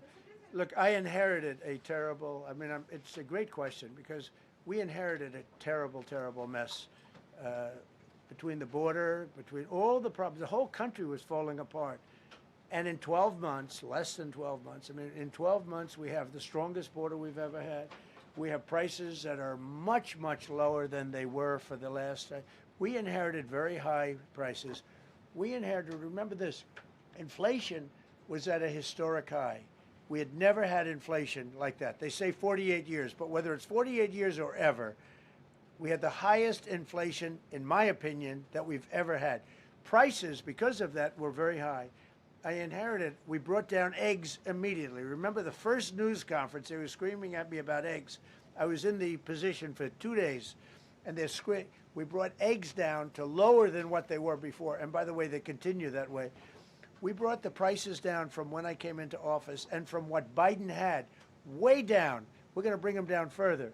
But the job we did is a miracle. One of the reasons I'm doing this today is to explain. We inherited a mess, and we've made it a beautiful, beautiful picture. Think of gasoline at $1.99 in many states. $1.99 a gallon. It was $4.50, $5, in some cases $6 or $7. We're at $1.99. And energy is so big that with energy, everything else comes down. But the prices are coming way down, and we're going to bring them down further. But we started up here with these guys. We inherited a country that was broken. We inherited a country, and I have a very warm spot. We've done very well with Venezuela. And by the way, that even in itself is going to help us bring down the oil prices. The Venezuelan oil, we've taken 50 million gallons of oil. We've taken 50 million barrels of oil out of Venezuela in the first 4 days. We've got millions of barrels of oil left. We're selling it on the open market.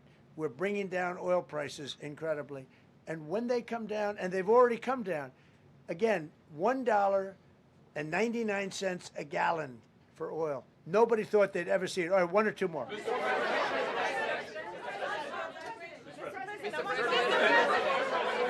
Go ahead, go, yes. I want to ask you about Iran. Is the military option still on the table? And can you assure us that the killing in Iran has stopped?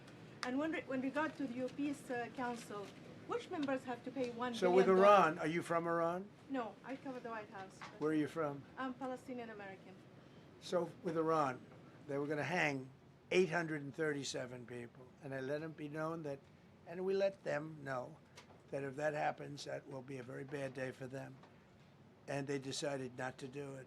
They didn't hang the people. I can't tell you what's going to happen in the future, but supposedly they've taken that off the table. But they were going to, last week, they were going to hang on Thursday or Wednesday. They were going to hang, I think, 837 people, and they didn't hang anybody. So we're just going to have to see what happens with Iran. Is the military option off the table?